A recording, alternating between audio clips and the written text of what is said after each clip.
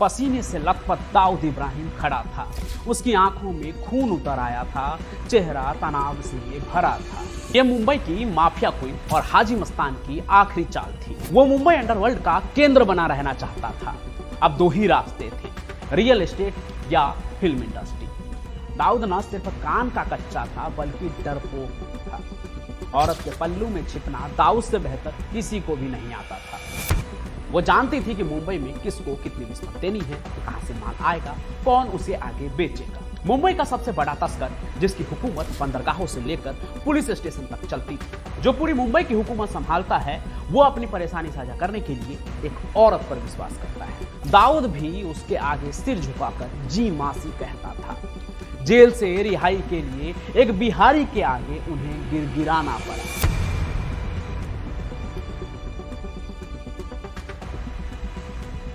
साल 1980 का जून का महीना। मुंबई की तपती सड़कों पर मॉनसून की पहली बारिश अपना कहर बरपा रही थी। रात के सन्नाटे में काली मर्सिडीज एक छोटे से गेट को पार करके तेजी से सड़क पर निकल पड़ी। ये कार एक आलीशान विला की पार्किंग से बाहर आई थी। वो विला जो मुंबई के सबसे महंगे इलाकों में से एक पेडर रोड पर काबिज था। इस विला का नाम था बैतुल सुरूर, जिसका अरबी में मतलब होता है खुशी का घर। लेकिन इस वक्त घर के अंदर खुशी नहीं बल्कि बेचैनी पसरी हुई थी। बालकनी पर खड़ा एक शख्स उस काली मर्सिडीज को जाते हुए देख रहा था। उसका चेहरा तनाव से भरा हुआ था। तभी वो सफेद कुर्ते की जेब से 555 ब्रांड की सिगरेट निकालता है और लाइटर से जला लेता है। सिगरेट की पहली कश लेते हुए उसने धुआं ऐसे छोड़ा जैसे वो अपनी चिंताएं छोड़ रहा हो। लेकिन हवा में घुलते धुएं के साथ माथे पर परेशानी की लकीर दोबारा खिंच गई, मानो दिमाग अभी भी कहीं उलझा हुआ था। सफेद कुर्ता पहने वो शख्स लगातार बालकनी के रेलिंग पर टकराती बारिश के बूंदों को देख रहा था। कभी वो बारिश की बूंदों को देखता तो कभी तेजी से बालकनी में चहलकदमी करने लगा। इसी के साथ घड़ी की सुइयां धीरे धीरे आगे बढ़ रही थी और वो कस पे कस लिए जा रहा था। और देखते ही देखते 7 सिगरेट खत्म हो गई। लेकिन जो मर्सिडीज उसके घर से निकली थी वो अभी तक वापस नहीं आई थी। फिर इंतजार में उसने 555 के डिब्बे से 8वीं सिगरेट सुलगाई। आखिरकार 2 घंटे बाद दूर सड़क के मोड़ पर फिर वही काली मर्सिडीज दिखी।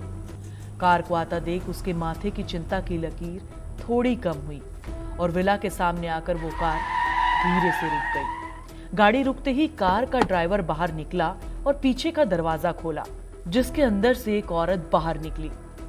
उसकी उम्र करीब 70 साल की थी, लेकिन आंखों का तेज कुछ और ही बयां कर रहा था। कार से बाहर निकली उस औरत के हाथ में एक काले रंग की छतरी थी, जिसे वो खोलने की कोशिश कर रही थी ताकि वो बारिश में भीग ना जाए। फिर एक झटके में छतरी खुली और वो औरत विला के दरवाजे की ओर बढ़ने लगी। वो कोई आम औरत नहीं थी बल्कि एक माफिया क्वीन थी, नाम जेनाबाई दारूवाली, जिनके इस्तकबाल में विला का दरवाजा पहले से ही खुला था। अब इससे पहले कि जेनाबाई अंदर जाती, बालकनी में खड़ा वो शख्स तेजी से नीचे उतरा और जैसे ही दरवाजे तक पहुंचा उसने तुरंत अपनी 8वीं सिगरेट स्ट्रे में मसल दी और सम्मान भरे लहजे में कहा, सलाम आपा। सलाम भाई। जेना ने विला के बालकनी पर इंतजार करते जिस आदमी को भाई कहा वो कोई और नहीं बल्कि हाजी मस्तान था, मुंबई का सबसे बड़ा तस्कर, जिसकी हुकूमत बंदरगाहों से लेकर मुंबई की पुलिस स्टेशन तक चलती थी। लेकिन आज वो एक ऐसे इंसान के सामने खड़ा था जिसके एक इशारे पर मुंबई का पूरा अंडरवर्ल्ड इधर से उधर हो सकता था, क्योंकि जेना बंबई के पहले डॉन की आपा थी और मौजूदा अंडरवर्ल्ड डॉन दाऊद की खाला। वो दोनों दरवाजों से विला के अंदर ड्राइंग रूम में पहुंचे। वहां पहुंचते ही जेनाबाई ने अपनी सोने की हील वाली चप्पल उतारी और सोफे पर बैठ गई। उसने अपना पल्लू थोड़ा ठीक किया और पानी मांगा। मस्तान ने तुरंत एक आदमी को इशारा किया और कुछ ही सेकंड में पानी का एक गिलास सामने था। जेनाबाई ने पानी का गिलास उठाया और बड़े इत्मीनान से अपने पैर सामने मेज पर रख लिए और पीछे आराम से टिक गई और बोली, बताओ भाई, क्या परेशानी है? हाजी मस्तान, जिसके आगे पूरा मुंबई हाथ फैलाता था, वो इस वक्त जेना के आगे बेबस था। थोड़ी देर तक वो चुप ही रहा, फिर एक लंबी सांस लेकर बोला, आपा, बहुत बड़ी मुश्किल में फंस गया हूं, और जब भी कोई मुश्किल आती है मैं सिर्फ एक ही इंसान को याद करता हूं, आपको आपा, आपको। जेनाबाई हल्का सा मुस्कुराई, क्योंकि हाजी मस्तान जैसे आदमी के लिए इतना कहना कोई छोटी सी बात नहीं थी। ये उनके लिए बहुत ही सम्मान की बात थी कि जो पूरे मुंबई की हुकूमत संभालता है वो अपनी परेशानी साझा करने के लिए उन पर भरोसा करता है। ये वही हाजी मस्तान था जिसने कभी मुंबई में अपनी शुरुआत साइकिल रिपेयरिंग के काम से की थी, लेकिन फिर वो 1944 में मुंबई के बंदरगाहों पर कुली बन गया। वहां उसका काम जहाजों से भारी बक्से और कंटेनर उतारना था। ये बक्से हांगकांग, दुबई और एडन जैसे शहरों से आते थे और इसमें कीमती सामान भरा होता था, जैसे सोने की सिल्ली, इलेक्ट्रॉनिक्स, महंगे कपड़े और न जाने क्या क्या। फिर धीरे धीरे इसी मस्तान ने इन सामानों की तस्करी शुरू कर दी। वो पुलिस और कस्टम अधिकारियों को मोटी रिश्वत देता था और अपना माल आराम से मुंबई में उतारता था। देखते ही देखते वो मुंबई का सबसे बड़ा स्मगलर बन गया। लेकिन आज ये वही हाजी मस्तान था जिसे मदद के लिए जेनाबाई के पास आना पड़ा। जेनाबाई दारूवाली का असली नाम जैनब शेख था। साल 1920 के दशक में मुंबई के डोंगरी इलाके में मुसलमान मेमन हलवाई के परिवार में जेनाबाई का जन्म हुआ था। आज की माफिया क्वीन 1940 और 50 के दशक में गांधीवादी विचारधारा से जुड़ी थी और भारतीय स्वतंत्रता संग्राम का हिस्सा थी। लेकिन जैसे जैसे समय बदला, उन्होंने तस्करों और अपराध की दुनिया में अपनी जगह बना ली। फिर जेनाबाई चावल वाली से दारू वाली तक का सफर तय किया। ऐसा कहा जाता है कि जेनाबाई ने ही हाजी मस्तान को स्मगलिंग का असली खेल सिखाया था। वो जानती थी कि मुंबई में किसको कितनी रिश्वत देनी है, कहां से माल आएगा और कौन उसे आगे बेचेगा। इतना ही नहीं, जेनाबाई ने ही दाऊद इब्राहिम को भी पहला बड़ा मौका दिलवाया था। उसने हाजी मस्तान और दाऊद को एक साथ बैठाकर अंडरवर्ल्ड का नया रास्ता दिखाया था। उन्होंने इसी दिन आगे किसी ड्राइंग रूम में हाजी मस्तान को सिखाया था कि अगर किसी से जीतना है तो उसे हराने में दिमाग मत लगाओ, बल्कि खुद के जीत पर फोकस करो, अपना गेम बेटर करो, छोटी लकीर को मत मिटाओ, उसके आगे अपनी लकीर इतनी लंबी खींच दो कि उसकी लकीर खुद पर खुद ही छोटी लगने लगे। अंडरवर्ल्ड में जेनाबाई के इंपॉर्टेंस का ये बस पहला किस्सा था, जिसमें आपने जाना कि जब हाजी मस्तान खुद मुश्किल में था तो वो फिर उसी माफिया क्वीन के पास गया जिसे उन्होंने खुद इस दुनिया में पहचान दिलवाई। रात गहरी थी, लेकिन पेडर रोड पर काबिज हाजी मस्तान के बैतुल सुरूर विला के अंदर अब भी हलचल जारी थी। बाहर अभी भी बारिश की हल्की बौछार गिर रही थी और अंदर हाजी मस्तान खिड़की से बाहर अंधेरे में टकटकी लगाए खड़ा था।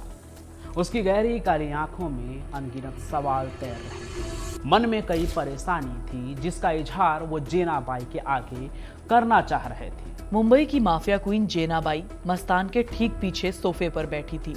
उसके हाथ में चाय की प्याली थी जिससे अदरक और इलायची की खुशबू उठ रही थी। ये उसकी तीसरी चाय थी, मगर मस्तान अब तक चुप था। यानी जब से जेनाबाई अंदर आई तब से लेकर अब तक हाजी ने बस इतना ही कहा कि मैं परेशान हूं, पर उसने अपनी परेशानी नहीं बताई। जेनाबाई जानती थी कि हाजी के लिए मदद मांगना इतना आसान नहीं है, क्योंकि जो ताउम्र लोगों के लिए मसीहा रहा, उनकी मदद करता रहा, वो कैसे किसी को अब ये कह सकता था कि मुझे मदद चाहिए। इसीलिए जेनाबाई ने खुद को समझाने के लिए भरपूर वक्त दिया।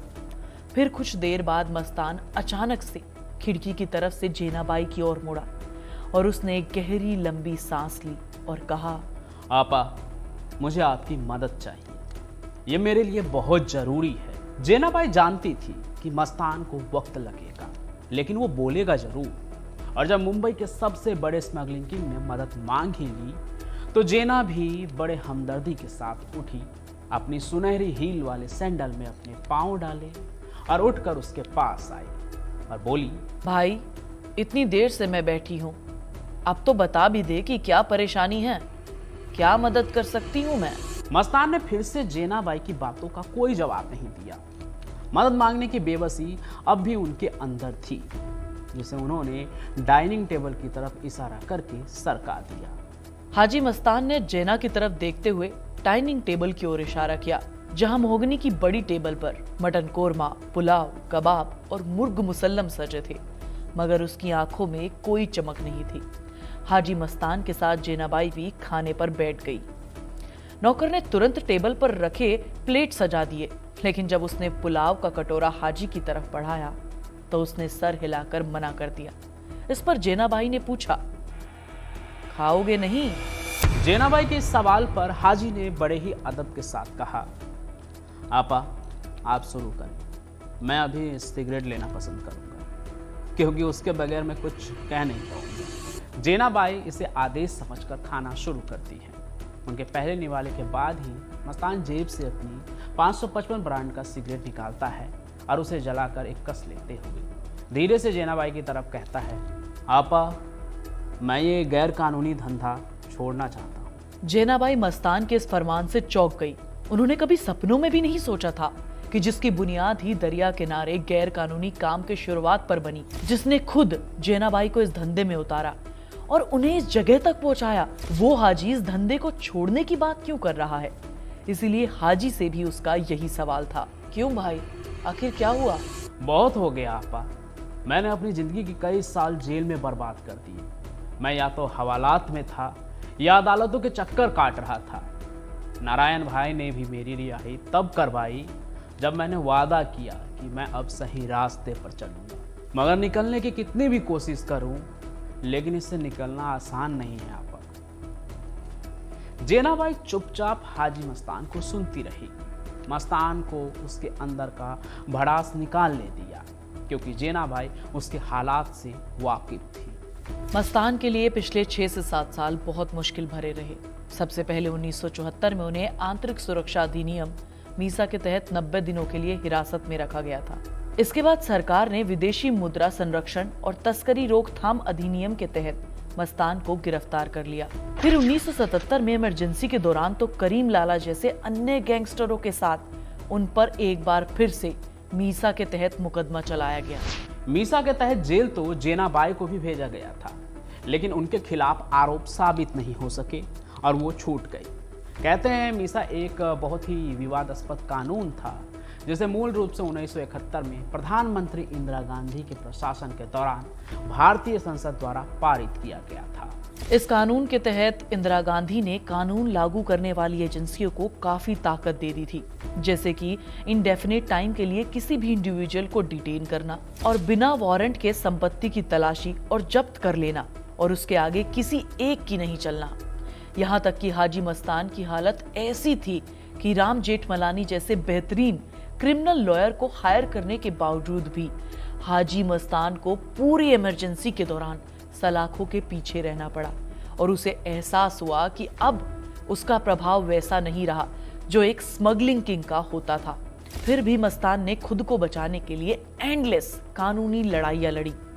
जीत तो नहीं मिली, पर वो कर्ज तले दबते चले गए। साल 1979 में जब आपातकाल हटा लिया गया और जनता पार्टी सत्ता में आई, तो मस्तान ने जयप्रकाश नारायण से तत्कालीन प्रधानमंत्री मोरारजी देसाई से हस्तक्षेप करने के लिए और उनके प्रति दया दिखाने के लिए रिक्वेस्ट किया, जिसके बाद रिहाई के लिए शर्त रखी गई कि मस्तान जुर्म का रास्ता छोड़ देंगे। फिर मस्तान ने हलफनामे दायर किए और शपथ के तहत सरकार से कहा कि वो अब अपनी जिंदगी का एक नया अध्याय शुरू करेंगे, जहां जुर्म नहीं, अमन और शांति होगी। मस्तान के इस वादे के बाद उनकी याचिका स्वीकार कर ली गई और उन्हें अंततः रिहा कर दिया गया। ये सब कुछ याद करते हुए जेनाबाई ने मस्तान से पूछा कि अब आगे क्या इरादा है। आपा, मैं कर्ज में डूब चुका हूँ, अब 2 ही रास्ते हैं, रियल एस्टेट या फिल्म इंडस्ट्री। भाई, फिल्मों में पैसा लगाना बहुत खतरनाक सौदा है। भाई, तू कभी मुंबई का बेताज बादशाह था। जब पहली बार वरदराजन ने मुझे तुझसे मिलवाया था, मैं तेरी अकड़ देखकर हैरान थी। तू तब बंदरगाहों का मालिक था, पुलिस तुझे देखकर सलाम ठोकती थी। लेकिन अब अब नए खिलाड़ी आ चुके हैं, इसीलिए बिल्कुल नए तरीके से सोचना होगा। तो मैं क्या करूँ आपा? जेनाबाई ने गहरी सांस लेते हुए हाजी की तरफ देखा और कहा, अगर तुझे वाकई में अपनी जिंदगी बदलनी है तो सोच समझ कर कदम उठा। यहाँ हर गली में नया बादशाह खड़ा है, कोई भी खाली जगह नहीं छोड़ता। उस रात बैतुल सुरूर विला में इतिहास लिखा जा रहा था। हाजी मस्तान ने आखिरकार ये फैसला तो कर लिया कि वो तस्करी छोड़ देगा, लेकिन इसके बावजूद भी वो मुंबई अंडरवर्ल्ड का केंद्र बना रहना चाहता था। और ये चाहत उस रात उसके अंदर भरने वाली खुद जेनाबाई थी। रात के 10 बज रहे थे। बाहर बारिश फिर से तेज हो गई थी। बादलों ने आसमान को अपने अंधेरे में समेट लिया था। जेनाबाई, जिसने बोटियां तोड़ते हुए हाजी मस्तान को समझाया कि फिल्मों में पैसा लगाकर कर्ज से नहीं उबरा जा सकता है, वो अब अपना खाना खत्म कर आराम से 3 सीटर सोफे पर बैठ चुकी थी। लेकिन सामने खड़ा मस्तान हैदर मिर्जा यानी हाजी मस्तान अभी भी बेचैनी से ड्राइंग रूम के फर्श पर टहल रहा था, क्योंकि उसकी परेशानी अभी खत्म नहीं हुई थी। अभी भी उसे अपने सवालों का जवाब नहीं मिला था।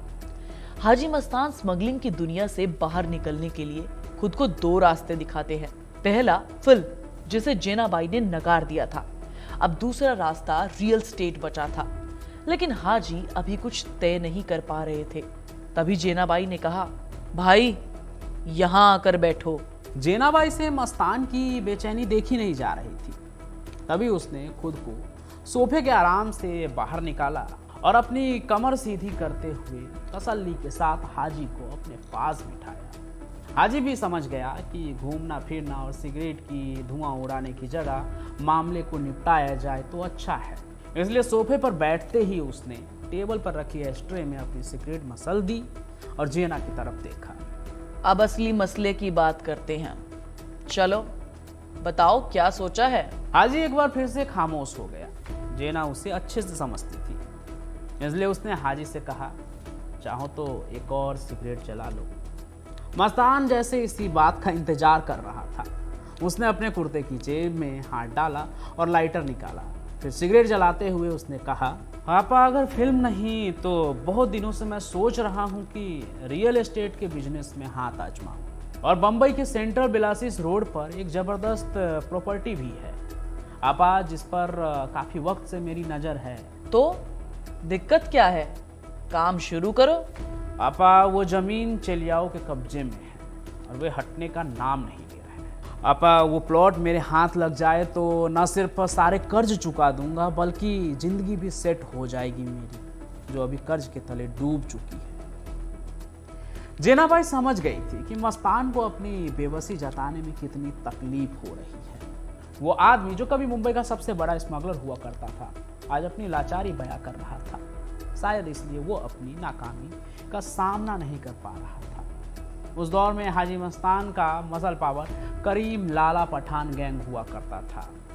इसलिए जेनाबाई हाजी मस्तान से पूछती है, करीम भाई से बात की? कुछ दिन पहले की थी, लेकिन उन्होंने साफ मना कर दिया। इस पचड़े में वो पढ़ना नहीं चाहते हैं आपा। मगर क्यों? दरअसल उन्होंने कुछ लड़कों को भेजा था मामला सुलझाने के लिए। ये चेलिया जो हैं वो बहुत ताकतवर हैं आपा, हम उनके सामने अब कुछ नहीं। मुंबई अंडरवर्ल्ड के अंदर हाजी के लिए इससे ज्यादा शर्मनाक कुछ भी नहीं था। वो किसी से हार मान जाए। लेकिन हाजी जिस चेलियास मुसलमान को खतरनाक बता रहे थे, वो असल में भी उस समय काफी ज्यादा खतरनाक थे। वो गुजरात के बनासकांठा से थे और मुंबई में होटलों और रियल एस्टेट कारोबार पर मजबूत पकड़ रखते थे। वो अपनी जमीन और इज्जत के लिए जान तक दे सकते थे।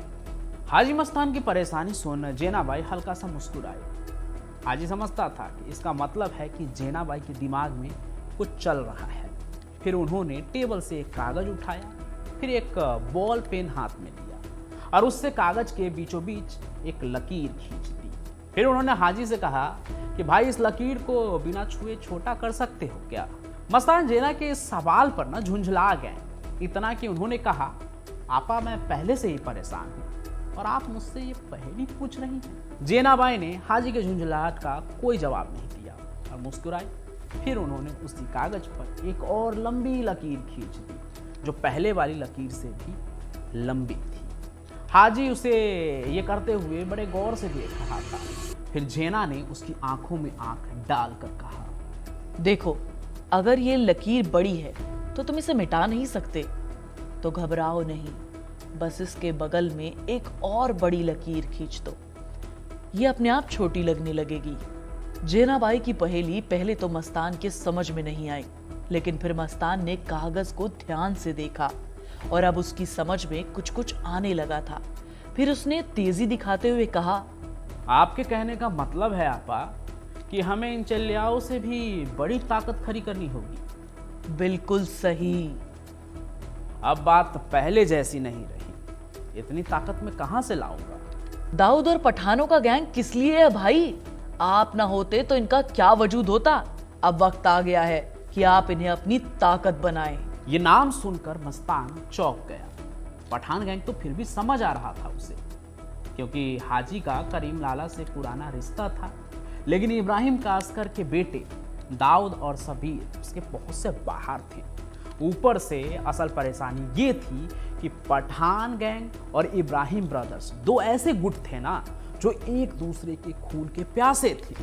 मुंबई की गलियों में दोनों की दुश्मनी किसी से छुपी नहीं थी। इसलिए जेना के सुझाव पर हाजी ने कहा, आपा ये मुमकिन नहीं है, वो ऐसे जानी दुश्मन हैं कि उन्हें एक छत के नीचे लाना भी नामुमकिन है, और आप चाहती है कि मैं इब्राहिम के बेटे को लाला के साथ मिला दूं। बिल्कुल बिल्कुल, मैं ऐसा ही चाहती हूँ भाई। अगर ये हो गया तो सोचो, तुम सिर्फ इस प्रॉपर्टी के मालिक नहीं बनोगे, बल्कि पूरी मुंबई में तुम्हारी बादशाहत कायम हो जाएगी।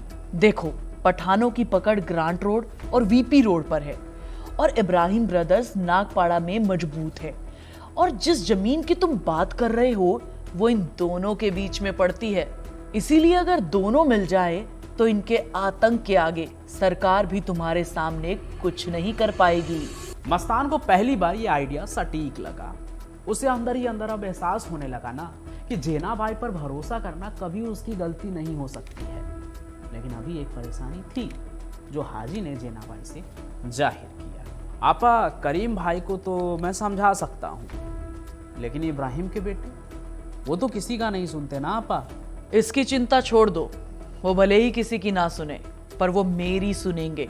मैं दाऊद और सबीर को अपने बेटों की तरह मानती हूँ, और उनके लिए मैं माँ जितनी ही हूँ, इसीलिए उनसे मैं खुद बात करूंगी। मस्तान कुछ देर सोचता रहा। उन्हें जेना की बातों पर भरोसा तो था, लेकिन साथ ही वो ये भी जानता था कि अगर इन दोनों को साथ मिलाना है तो कोई ठोस वजह देनी चाहिए, नहीं तो वो यूं ही अपनी दुश्मनी भुलाकर एक नहीं हो जाएंगे। हाजी बिल्कुल सही सोच रहा था और उसने जेना को भी ये बताया, पर जेना बाई के पास हर सवाल का जवाब था। उसने कहा, हाजी भाई, कटे हुए रस्सी एक हो सकते हैं, बस एक गांठ की जरूरत होती है, और इन दोनों दुश्मन को जोड़े रखने के लिए धर्म उस गांठ का काम करे। भाई, ये लोग भले ही शरीयत का पालन ना करें, लेकिन धर्म की आड़ में कुछ भी कर सकते हैं, बस इसी को हथियार बनाना है। मस्तान को अब पूरी तरह से बात समझ में आ गई थी। उसे अब ऐसा लग रहा था कि जेना बाई न सिर्फ एक बेहतरीन सलाहकार थी, बल्कि उनसे बड़ी सियासी खिलाड़ी शायद ही कोई और थी। सब कुछ जानती थी, और यही वजह थी कि हाजी जैसे बड़े डॉन ने भी उसे अपना सलाहकार बनाकर रखा था। रात अभी भी अपने सुरूर पर थी, पर बेतुल सुरूर के अंदर मस्तान के लिए काले बादल छटने लगे थे। तभी तो इस बार सिगरेट बुझाते हुए मस्तान में कोई बेचैनी नहीं थी, बल्कि सुकून था। उसने पहली बार महसूस किया, आज जो रास्ता जेना बाई ने उसे दिखाया है, वो मुंबई के इतिहास में एक नया अध्याय लिख सकता है। लेकिन ये कहानी यही खत्म नहीं होती है मेरे दोस्त। भले ही रात के साये में ये सौदा तय हो गया था, पर उसे अंजाम देना अभी बाकी था, और यहीं से हाजी के विला के अंदर दाऊद की एंट्री होगी। वही दाऊद जो आज के अंडरवर्ल्ड का सबसे बड़ा चेहरा है। लेकिन एक वो भी वक्त था जब दाऊद पुलिस से बचते हुए, भागता हुआ, पसीने से लथपथ जेना बाई के पास पहुंचा था। सूरज की पहली किरण जैसे ही जेना बाई के चेहरे पर पड़ी, उसकी आंखें खुल गई। करवट बदलने की कोशिश की, लेकिन कमरे में फैली उजली रोशनी ने उसकी नींद छीन ली। घड़ी पर नजर डाली, सुबह के 9:30 बज रहे थे।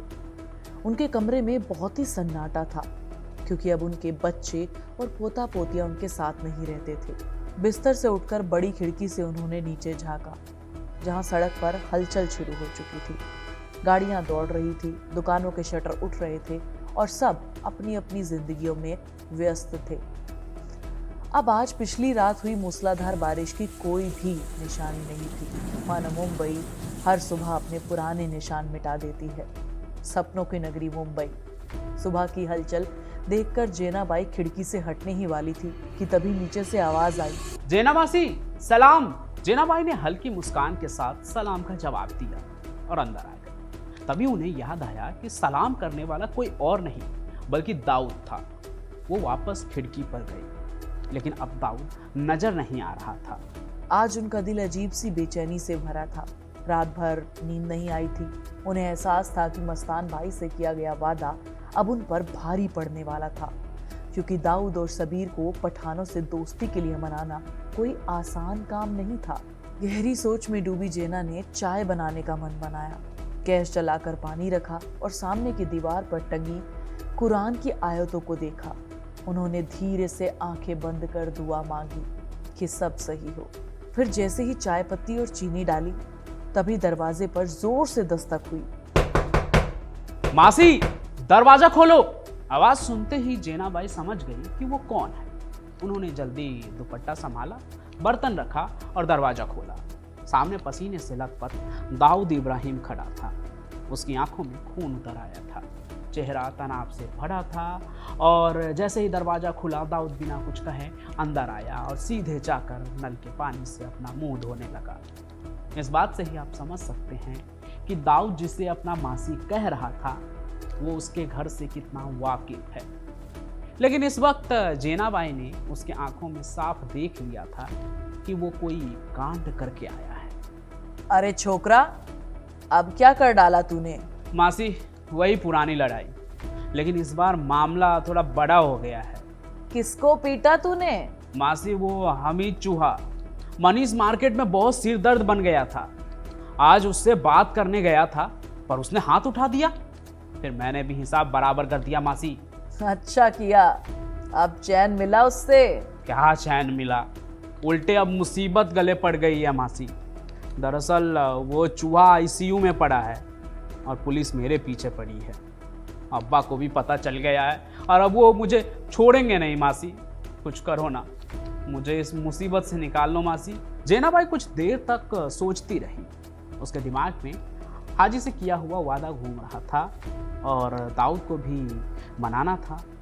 और अगर कोई आपके एहसान तले हो तो कभी आपके किसी चीज़ को मना ही नहीं कर सकता था। हालांकि जेनाबाई दाऊद की मदद हर सूरत में करती, पर इस बार उनके हाथ हुकुम का इक्का आ गया था। इसलिए वो बोली, जब तक मैं जिंदा हूं तुझे कोई हाथ नहीं लगाएगा। लेकिन पुलिस और तेरे बाप दोनों को एक साथ संभालना आसान नहीं होगा। मासी तुम कुछ भी कर सकती हो, मुझे पता है, तभी मैं तुम्हारे पास आया ना। दाऊद की बात सुन जेनाबाई हल्का सा मुस्कुराई और उन्होंने कुछ सोचने का नाटक किया। फिर दाऊद से कहा, अगर मैं तुझे बचा लूं तो तू मेरे लिए काम करेगा? मासी मैं जान देने को तैयार हूं आपके लिए, बस आप मुझे इस पचड़े से बचा लो। याद रखना, वक्त आने पर मांग भी सकती हूँ। फिलहाल एक काम कर, मेरे पास यहीं रुक जा। अभी बाहर जाना ठीक नहीं है। नहीं मासी, यहाँ रुकना ठीक नहीं, मैं कल आऊंगा, तब तक तुम सब कुछ इंतजाम कर लो। ठीक है, कल आ जाना। जेनाबाई एक 70 साल की औरत थी, लेकिन हाजी मस्तान से लेकर दाऊद तक को वो संभाल रही थी। अब उनके ऊपर दो वादों का बोझ था, पहला मस्तान और दूसरा दाऊद का। अब मस्तान का वादा पूरा हो, इसके लिए जरूरी था कि दाऊद को मुसीबत से बाहर निकाला जाए। इसलिए शाम होते ही जेनाबाई मुसाफिर खाना पहुंची। दाऊद को पुलिस से ज्यादा डर अपने पिता इब्राहिम कासकर से था, क्योंकि भले ही पुलिस उसे छोड़ दे, लेकिन उसका बाप उसकी चमड़ी उधेड़ सकता था। इसीलिए ही जेनाबाई पहले इब्राहिम कासकर के पास गई। दाऊद के अब्बा इब्राहिम कासकर उस वक्त चारपाई पर बैठे थे और अपने बेटे दाऊद के कारनामों के कारण सिर पकड़े हुए थे। चेहरे पर गुस्सा और बेबसी दोनों ही थे। गुस्सा ये कि पुलिस वाला का बेटा होकर गुंडागर्दी और बेबसी लोगों के तानों का। जो हर दिन उनके वर्षों की कमाई हुई इज्जत घटा रहा था। सलाम जना भाई, कैसा आना हुआ? सलाम इब्राहिम भाई, सलाम। दाऊद के बारे में सुना तो सोचा मिल आती हूँ, पूछ आती हूँ कि वो घर आया कि नहीं। जेना भाई के सवाल पर इब्राहिम गुस्से से बोले, वो यहाँ आने की हिम्मत भी नहीं करेगा। दाऊद ने मुझे शर्मिंदा कर दिया। पुलिस वालों में मेरी इज्जत थी, उसे भी मिट्टी में मिला दिया। असल में जेना भाई ने ये सवाल उनके गुस्से को नापने के लिए ही पूछा था। दाऊद के अब्बा के अलावा वहाँ उसकी अम्मी अमीना बीबी थी, जिनकी आंखों में आंसू और अपने बेटे के लिए मन में चिंता थी, और वो रोते हुए जेना बाई से लिपट गई। अमीना बी, रो मत, तेरा बेटा गलत नहीं है। क्या कह रही हो? पुलिस यहाँ 2 बार आ चुकी है। इब्राहिम भाई, वो हमीद चूहा बहुत बुरा आदमी था, लड़ाई उसने शुरू की थी, दाऊद ने सिर्फ अपनी जान बचाई है। जेना बाई ने यहाँ एक ऐसी चाल चली कि इब्राहिम भी उसमें फंस गए। उन्होंने अपने चालाकी से इब्राहिम को ये यकीन दिला दिया कि अगर आज दाऊद ने उसको मारा ना होता तो उसके बेटे की लाश घर आती। तो ये अच्छा ही है ना कि उसने चूहा जैसे गुंडे को मारा। अब इब्राहिम का अस्कर भी अपने बेटे दाऊद को अच्छे से जानते थे कि वो क्या कर सकता है और क्या नहीं, लेकिन खुद जेना बाई यहाँ उसकी वकालत कर रही थी, इसलिए वो नरम पड़ गए। जिसके बाद इब्राहिम थोड़े चुप रहे, फिर बोले, अगर ऐसा है तो मैं उससे खुद बात करना चाहता हूँ। देखो, मैं उसे भेज दूंगी, मगर आप उससे प्यार से बात करना। ये कहकर जेना बाई वहां से निकल आई, क्योंकि अब उन्हें पुलिस को भी संभालना था। इसीलिए वो अगले दिन मुंबई के पुलिस मुख्यालय पहुंची। वहां एक अफसर ने उन्हें देखते ही कहा, अरे जेना बाई, इतने दिनों बाद कैसे आना हुआ? सब्जी लेने आई थी, सोचा तुझसे भी मिल लूं। ओह, तो सब्जियों की वजह से हमें दर्शन मिले। जेना बाई तस्कर के साथ पुलिस की बहुत बड़ी खबरी भी थी, और पुलिस अफसर इस बात से अच्छे से वाकिफ थे कि जेना यूं ही नहीं आई है। और जब उन्होंने दाऊद का पीछा छोड़ देने की बात कही तो अफसर ने सीधे तौर पर मना कर दिया। दाऊद ने जिसे पीटा था वो आईसीयू में भर्ती था, कभी भी उसकी जान जा सकती थी। ऐसे में पुलिस अफसर उसे कैसे छोड़ सकते थे? लेकिन जेना बाई तो जेना बाई थी। उन्होंने वहां भी अपनी चाल चली। उन्होंने कहा, अगर ऐसा है तो फिर आप सोच लीजिए। पुलिस वाला जेना बाई से अपने संबंध खराब नहीं करना चाहता था, क्योंकि उनकी वजह से उनके कई केस सॉल्व होते थे।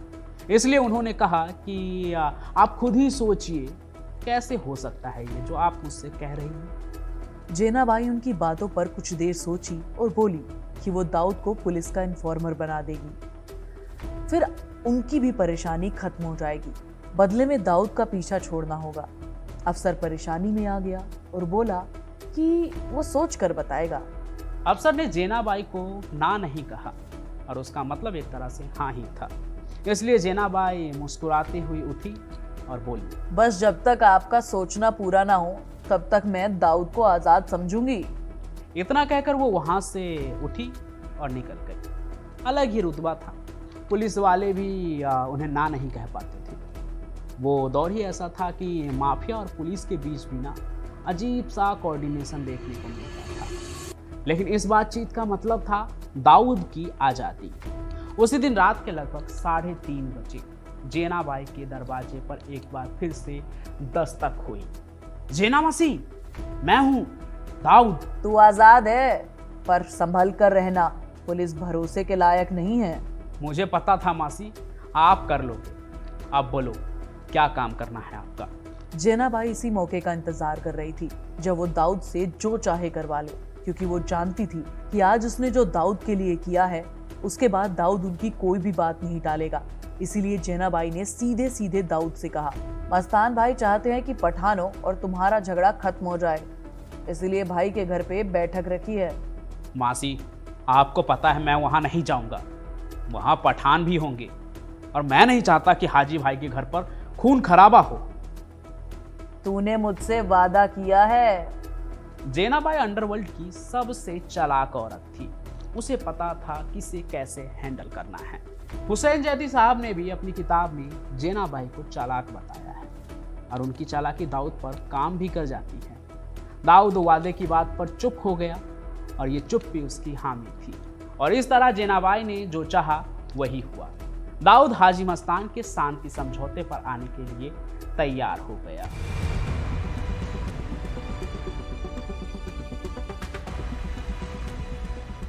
मुंबई की बरसात हर बार तबाही लेकर आती है, लेकिन इस बार हालात कुछ और थे, क्योंकि इस भीगी रात में अंडरवर्ल्ड के सबसे बड़े दुश्मन एक छत के नीचे बैठने वाले थे, और वो जगह थी हाजी मस्तान का बंगला, जहां अंडरवर्ल्ड की दुनिया की ऐतिहासिक बैठक होने वाली थी।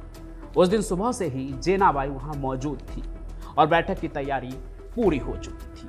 उस दिन से पहले ही हाजी मस्तान, करीम लाला और जेनाबाई ने मिलकर बैठक के लिए आने वालों की लिस्ट तैयार कर ली थी और सभी को साफ हिदायत दी कि कोई हथियार लेकर नहीं आएगा, ताकि अगर किसी को गुस्सा भी आए तो खून खराबे की नौबत ना आ जाए। लेकिन मस्तान के चेहरे की चिंता बता रही थी कि ये मीटिंग इतनी आसान नहीं होने वाली थी। जेनाबाई ने उन्हें समझाने की बहुत कोशिश की, लेकिन उन्हें खुद अंदाजा नहीं था कि ये बैठक क्या मोड़ लेगी जब पठान और दाऊद आमने सामने होंगे। शाम होते होते बैठक में मेहमानों का आना शुरू हो गया था और हाजी उन्हें अंदर बिठा रहे थे। चिंता में तो जेनाबाई भी थी, लेकिन बाकी सबके मुकाबले वो सिर्फ दाऊद और सबीर को लेकर डर रही थी, क्योंकि वो दोनों ही गर्म खून के थे और अगर गुस्सा फूटा तो कुछ भी हो सकता था, क्योंकि वो आ रहे थे सिर्फ और सिर्फ इसलिए क्योंकि उसने जेनाबाई से वादा किया था। तो बैठक में कोई दिक्कत ना हो, इसलिए जेनाबाई ने मस्तान से खास तौर पर कहा था कि दाऊद और सबीर के पिता इब्राहिम कास्कर को भी बुला लो तो अच्छा रहेगा। शाम ढलते हुए रात हो चुकी थी और आखिरकार सब आ चुके थे। करीम लाला और उनके पठान साथी, दाऊद, सबीर और उनके पिता इब्राहिम कास्कर, माजिद कालिया और भी कई लोग आ चुके थे। कमरे में सन्नाटा पसरा हुआ था, सब चुप थे। ये मुंबई अंडरवर्ल्ड की वो शाम थी जब शहर के लगभग हर भाई लोग यहाँ मौजूद थे और इस भीड़ में अकेली औरत जेनाबाई थी। लेकिन किसी के चेहरे पर भी ये नहीं दिख रहा था कि उन्हें इस बात से कोई दिक्कत हो। जेनाबाई की ताकत और हैसियत का ये सबसे बड़ा सबूत था। जब बैठक शुरू होने लगी तो जेनाबाई ने दाऊद के पास जाकर उसके कंधे पर हाथ रखा और उसके मुट्ठी में जकड़े हाथ को धीरे से खोल दिया।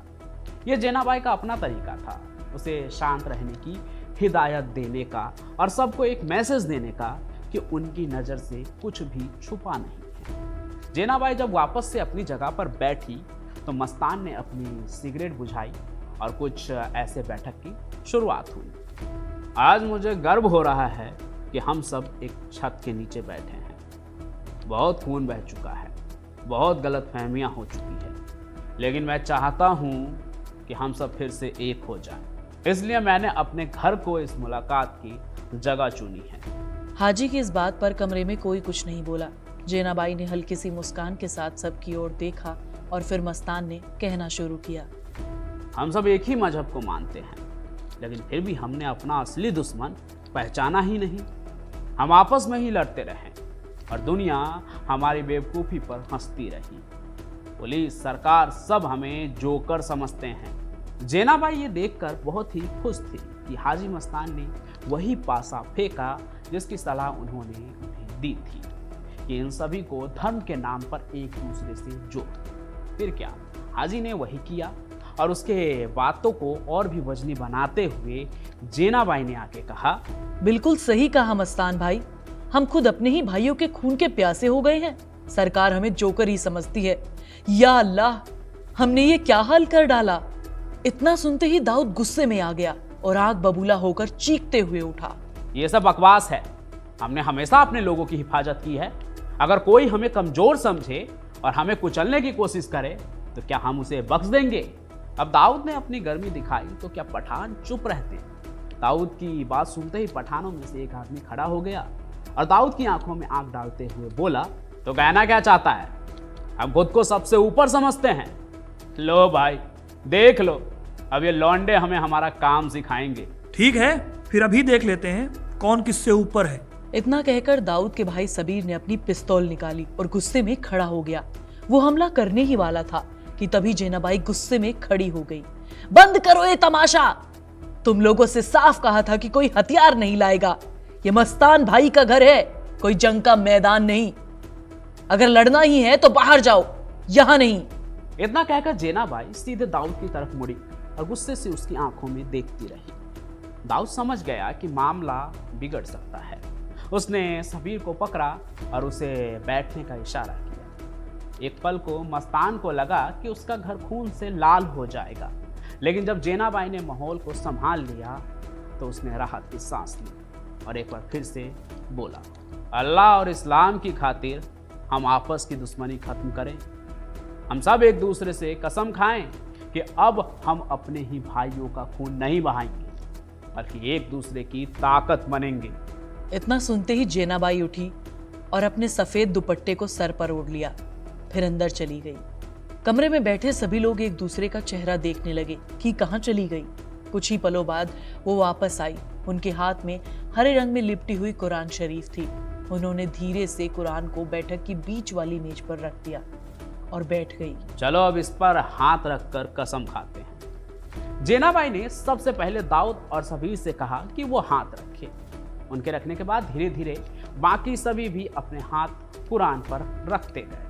हल्की आवाज में सबने कहा कि अब एक दूसरे के खिलाफ हथियार नहीं उठाएंगे और अमन से रहेंगे। बैठक के बाद मस्तान ने सबको एक और मुद्दे के बारे में बताया, बेलासिस रोड पर चल रहे झगड़े का। पठान और दाऊद के लोग मिलकर वहां के किराएदारों को निकालना चाहते थे। कुछ दिन बाद दोनों गुटों ने एक साथ वहां के लोगों को बाहर किया और मस्तान ने वहां पर एक ऊंची इमारत बनाई। यह मुंबई अंडरवर्ल्ड के इतिहास की सबसे बड़ी सुलह थी, जिसकी नींव हाजी मस्तान ने रखी थी और जिसे असली अंजाम तक पहुंचाने वाली थी माफिया क्वीन जेनाबाई दारूवाली। जेनाबाई अंडरवर्ल्ड की अकेली ऐसी औरत थी जिसके आगे किसी ने सिर उठाने की हिम्मत नहीं की। हाजी मस्तान से लेकर दाऊद इब्राहिम सब उनकी इज्जत किया करते थे और अंडरवर्ल्ड पर उनकी पकड़ कैसी थी ये तो आपने माफिया क्वीन सीरीज के 5 एपिसोड में देख ही लिया है। बाकी अगर आप क्राइम कनेक्ट पर पंचम प्रकाश की कहानियां में ऐसे किसी और सीरीज को भी देखना चाहते हैं तो कमेंट जरूर करें, लेकिन उससे पहले इस सीरीज के जितने भी एपिसोड है उसको आप लाइक कीजिए, ज़्यादा से ज़्यादा शेयर कीजिए। आप जितना शेयर करेंगे उतना ही मुझे भी मोटिवेशन मिलेगा कि ऐसी सीरीज और भी लेकर आता रहूं। साथ ही साथ बताइएगा ज़रूर कि आपको ये सीरीज कैसा लगा, आगे जो देखना चाहते हैं वो भी बताइए। और साथ ही साथ मैं ये बताना चाहता हूँ कि आप यहाँ मेरी कहानियाँ तो सुनते ही हैं और मैंने एक किताब भी लिखी है, उसका नाम है उसने कहा आई हेट राइटर। ये एक क्राइम फिक्शन नॉवेल है, पढ़ेंगे आपको काफ़ी पसंद आएगा, तो इसे भी ज़रूर पढ़िएगा और पढ़कर बताइएगा कि कैसी लगी आपको मेरी लिखी गई क्राइम फिक्शन कहानी जो कि नोवेल के फॉर्म में है। बाकी ऐसी ही कहानियाँ लेकर मैं आता रहूँगा। मैं पंचम प्रकाश अभी आपसे अलविदा लेता हूँ, मिलूंगा फिर किसी और कहानी के साथ। तब तक के लिए आपका बहुत बहुत धन्यवाद।